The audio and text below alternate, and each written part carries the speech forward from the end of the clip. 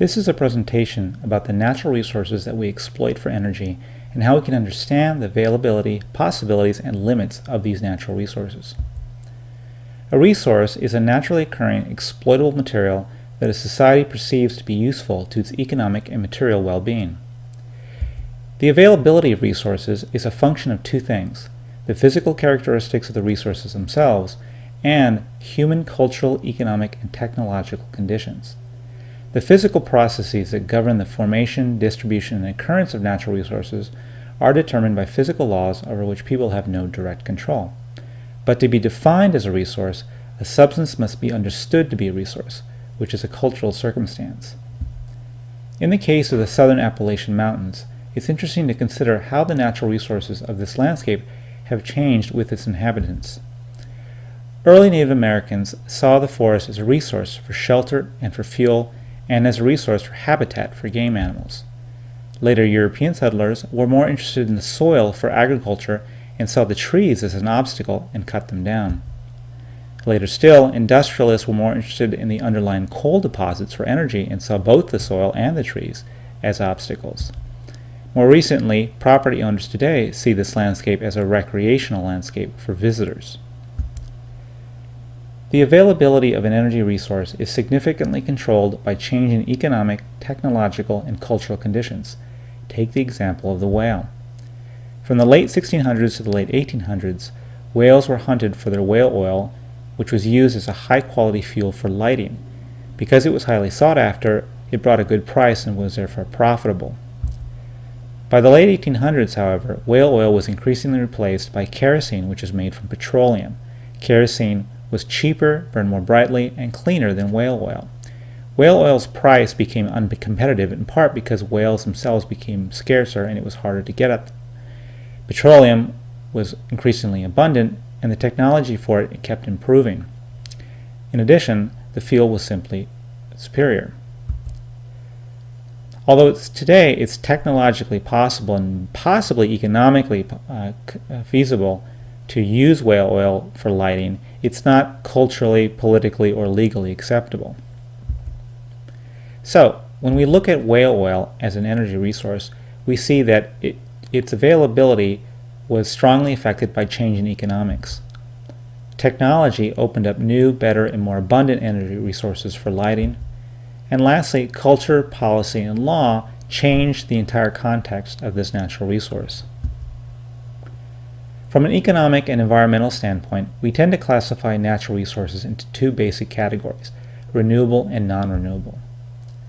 Renewable resources are materials that are replaced or replenished by natural processes.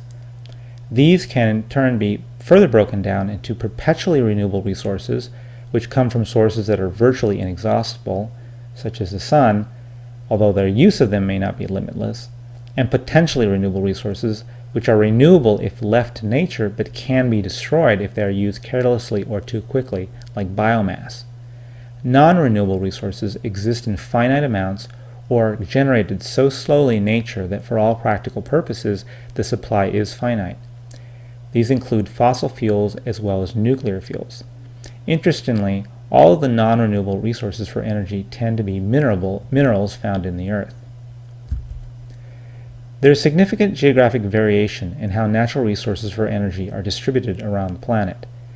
The actual or potential scarcity of key non-renewable resources makes it desirable to predict their availability in the future. Governments and private companies spend considerable effort trying to estimate resource reserves, essentially asking how much of that resource is left and how long can we continue to use it. Estimates of resource reserves are dependent on economic and technological conditions. Because economic and technological conditions can change, so can the estimates of reserves.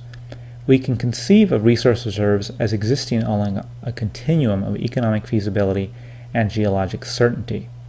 Proved or usable reserves consist of amounts that have been identified and can be recovered at current prices and with current technology.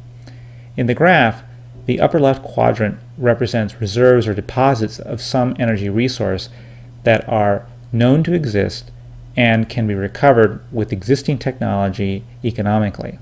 By contrast, the lower left quadrant represents reserves that have been identified but are not economically feasible to recover either because of technology or because of current economic conditions.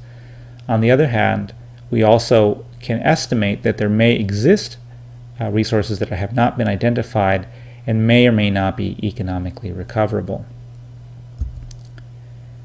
In the case of natural gas, for example, proved reserves are added each year with successful exploratory wells and as more is learned about fields where current wells are producing. For this reason, those reserves constantly change and should not be considered a finite amount of the resource available. U.S. proved reserves of natural gas have increased in every year since 1999, a trend accelerated by technological improvements such as shale gas drilling, increased demand for electricity generation, and government policies encouraging the use of cleaner burning fuels such as natural gas.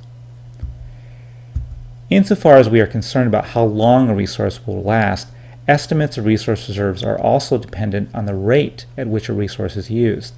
This is difficult to predict because in the future rates could increase or decrease as a result of population growth or industrialization, or shrink as a resource is replaced by a substitute.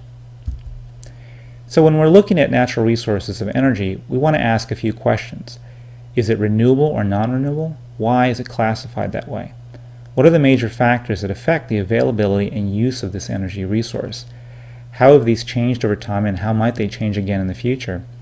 And lastly, what are the social and environmental benefits and burdens of using this natural resource?